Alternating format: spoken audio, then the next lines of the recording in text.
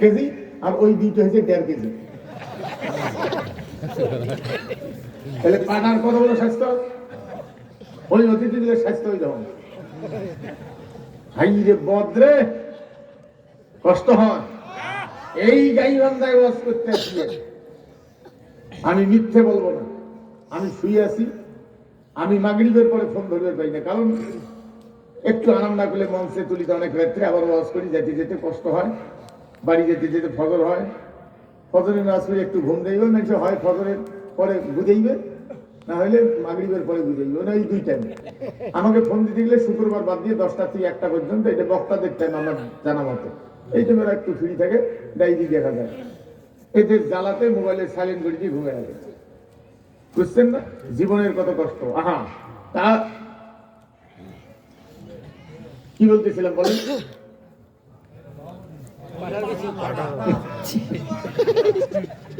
আমি শুয়ে আছি, তো ওই অতিথি গুলো আসছে, আসি খাটত বসি, ঠেলতে ঠেলতে আমাকে ওয়ালের কাছে নিয়ে গেছে। ঘুম তো ধরে না, এক একজনকার ভূতভূতি বিড়ি চান, বুঝছেন না? আমার সেদিন বিড়ি কেনা লাগেনি, এমনি হয়ে গেছে না, জীবনে তুলে খাই না। এখন একটা ইউনিয়ন সভাপতি, জেলা সভাপতি বলতেছে, গাইবান্ধা জেলার সভাপতি বলতেছে যে আমার 17টা কার্ড দিচ্ছেন, এদের দিয়ে কি আমার হয়? আরো বাড়া লাগবে। 17টা বিদ্যুতের কার্ড খায়, আরো কমান হয়েছে বলে এটা দিয়ে আমার হয়, আরো বাড়া লাগবে না, দয়া করে বাড়িয়ে দাও। তাই ওই 17টা বিদ্যুৎ হয়।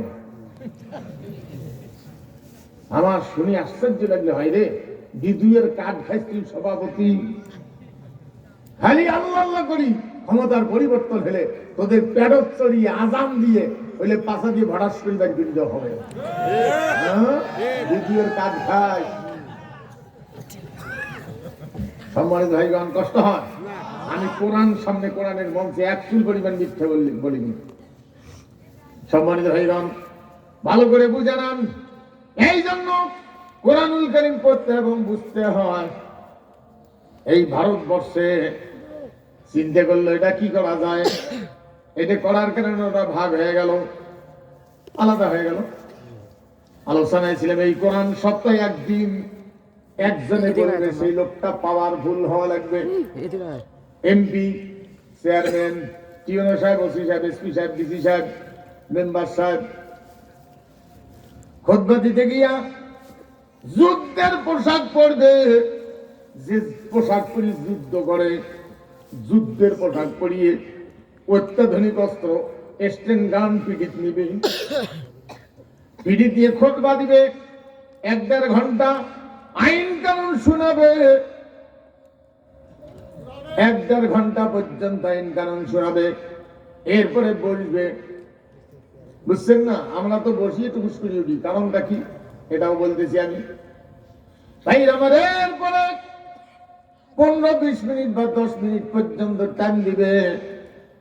মানুষের জরুরত কিছু খাওয়া, নিজে একটু চা টা খাইবে, খাইয়া প্রশ্নের জবাব দেওয়ার জন্য দাঁড়িয়ে যাবে, যে আপনার বক্তব্যের সাথে, আল্লাহর কালামের সাথে সমাজের অমুক জায়গায় একটু কম বেশি আছে, দুর্নীতি আছে, এটা কেন হলো?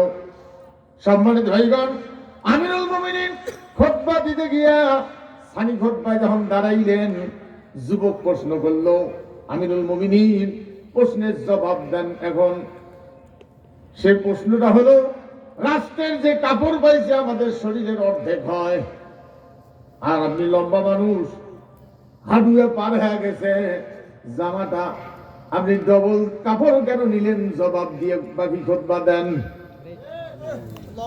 আমিরুল মুমিনিন বলার আগে তার ছেলে আব্দুল্লাহ বলছিল, আব্দুল্লাহ ইবনে উমর বলছিল, ভাই আব্বার প্রশ্নের জবাবটা যদি আমি দেই, বলে একজনকার কাছ থেকে পাইলেই হলো, দেখো আমার পুরানো জামাটা আছে, আব্বা লম্বা মানুষ, একটা দিয়ে হয় না, আমার আব্বাক দান করেছি, 2টা দিয়া জামা বানাইছে। যুবক বলল, আমিরুল মুমিনিন খুতবা দেন, শুনবো এবং মানবো। ভাইরা আমার, আমাদের দেশে মহিলাদের খুতবা শোনার কোনো জায়গা নাই। কোনো মহিলা যদি চিন্তা করে আমি খুতবা শুনবো, আমরা তো ওয়াজ করি বৎসরে একদিন পিঠে খাওয়ার মতো, শীতে শীতে পিঠে খাই, ওইটা পিঠে খাওয়া। কিন্তু সপ্তাহে 7 দিনের একদিন প্রত্যেক জায়গায় খুতবা হয় না হয়? আলাদা কোনো জায়গা নাই, আলাদা উজুখানা নাই। যাদের সম্ভব হয় তারা যদি মনে করে আমি একটু খুতবা শুনবো, কোনো জায়গা নেই। হজে যারা গেছেন তারা জানেন সৌদি আরবে এমন কোনো মসজিদ নাই যেখানে মহিলাদের কোনো জায়গা নাই, আলাদা জায়গা করা আছে। যারা চাকরি করছেন, হজে গেছেন তারা জানেন। ভাইরা আমার ভালো করে বুঝে নেন, আমিরুল মুমিনিন খুতবা দিছে যে মহিলাদের মোহনানা 450 দিরহাম ধার্য করা হোক। মহিলা প্রথম খুতবাটা শুনে চুপ করে আছে, সানি খুতবায় দাঁড়াইছে। মহিলা শেষের দিক থেকে লাফ দিয়ে দাঁড়ায় বলছে, আমিরুল মুমিনিন আমার প্রশ্নের জবাব দেন। আমাদের মোহনানা যা পড়ব তাই নেব, আল্লাহ নির্ধারণ করেন নাই, রাসূলও করেন নাই, হাদিসেও নাই, কোরআনেও নাই। আপনি কোন অধিকারী নির্ধারণ করলেন? জবাব দেন। আমিরুল মুমিনিন বলছে, আমার ভুল হয়ে গেছে, আল্লাহর বান্দা বান্দি এখনো আমাকে আখিরাতে বাঁচার মতো আছে, আমার খুতবা আমি উদ্র করলাম। ভাইরা আমার, সানি খুতবাটা হলো জনগণের প্রশ্নের জবাব। আর আজকে আসল ইমাম সেখানে নাই। অনেকে কয় ইমামতি করি পৌঁছে নেওয়া যায় না, আমিও কই যায় না, আবার আমি নেই। কিন্তু প্রশ্ন হলো, আসল ইমাম যিনি মেম্বার চেয়ারম্যান, তারা রাষ্ট্রীয়ভাবে ভাতা পায়। সেই জন্য এমপি সাহেব রাষ্ট্রীয় ভাতা পায়, টিওনো সাহেব, ওসি সাহেব, ডিসি সাহেব, এরা রাষ্ট্রীয়ভাবে টাকা পায়। এই জন্য মসজিদ থেকে নতুন করে টাকা নেওয়া জায়েজ নাই। এই জন্য ইমামতি করে পয়সা নেওয়া জায়েজ নাই, ওই যে ইমাম। আর আসল ইমাম এখন নাই। আসল ইমাম তো মেম্বার, বেশিরভাগ মেম্বার নামাজ তো দূরের কথা, পেশাব করি 2 রামের ডাঙ্গি উঠে, ওই বলে মেম্বার। সম্মানিত ভাইগণ, কষ্ট হয়। এমন মেম্বার বানাইছে, শুনছিলাম যে নাগরিকত্বের সনদপত্র নেওয়ার জন্য গেছে, যা দেখে মেম্বার বাড়িতে 400-500 গজ দূরে হুন্ডা খাড়া করি এক লোকের সাথে গল্প করতেছে। এইরকম ওখানে গেছে, যাওয়ার আবার এই অল্প কিছু বাকি দেখতে মেম্বারের পেশাবের চাপ, মেম্বার পাশে যা খাড়া হ্যাঁ চেন খুলি দিয়ে পেশাবও করে, ভিডিও খায়, মোবাইলও করে। বেচারা একবারে 3টে কাজ চালিয়েছে, এত ব্যস্ত আজরাইল পর্যন্ত ঘুরি দেবে। আল্লাহ, এত ব্যস্ত লোক মানব দরকার নেই ঘরে। ভিডিও খায়, মোবাইলও করে, পেশাবও করে, একবারে 3টে কাজ চালিয়েছে। চেন মারি দিতে বাঁ হাতে পেশাব লাগছে, আসিয়ে কাগজটা সই করে দিবে না, কাগজটা আমি সই করে দিছি। লোকটা দেখলো যে বাঁ হাতের পেশাব লাল দিয়ে বানিবে না, কাগজ পড়িল, কাগজটা ভাঁজ করে কখনো দিবেন না, ওই নানি এইভাবে ধরে যেতে। মেম্বারের পেশাব মুখে যাত্রার ভাগ্যে তুলে, এটা কি কম পবিত্র জিনিস? হাইরে মেম্বার, কষ্ট হয়। আসল ইমাম ওখানে নাই, আমি নকল ইমাম, আমাকে ঠেলে দাঁড় করে দিয়েছেন। আসলে তো আমি ইমাম না। কিছু লোকের নাম আছে রমজান আলী, জীবনও রোজা করে না, রোজার পাশে দিন খেয়ে বেড়ায়। নাম কি? রমজান আলী। আমি ইমাম, কিন্তু আসল ইমাম না। আসল ইমাম না থাকার কারণে ঠেলে নিয়ে যা দাঁড় করে দিয়েছেন। এই জন্য পয়সা দিলে নামাজ পড়াই, না দিলে না পড়াই। আমি তো রাষ্ট্রের পয়সা পাই না। ভাই রহমত, তারপরে আমার ইমামতি চলে কতক্ষণ? মসজিদে তাসি বসি আছে, 1:30 বাজছে। এই খাড়া হন রে? হ্যাঁ হুজুর খাড়া হচ্ছি।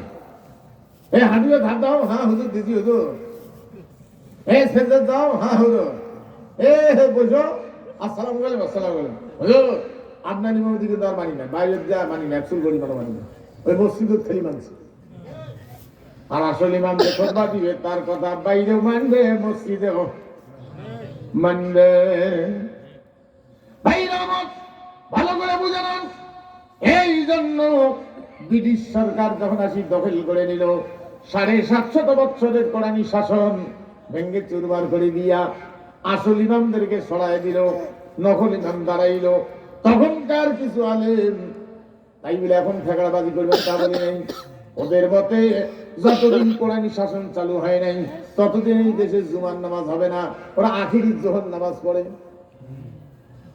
যে জুমার নামাজ হবে না, যেহেতু পড়েন সেই জন্য সাথে পড়ি, সেই জন্য না হবে না দেখি আমরা এখন ঝগড়া না বাজে আমরা আখিরি জোহর পড়ি, বাড়ি যাই যে জোহর পড়ি গেল, তাও জুম্মের নামাজ তাদের মতে যতদিন আসল লোক খুতবা দেয় নাই, কোরআন খুতবা হয় নাই, ততক্ষণ জুমার নামাজ হবে না।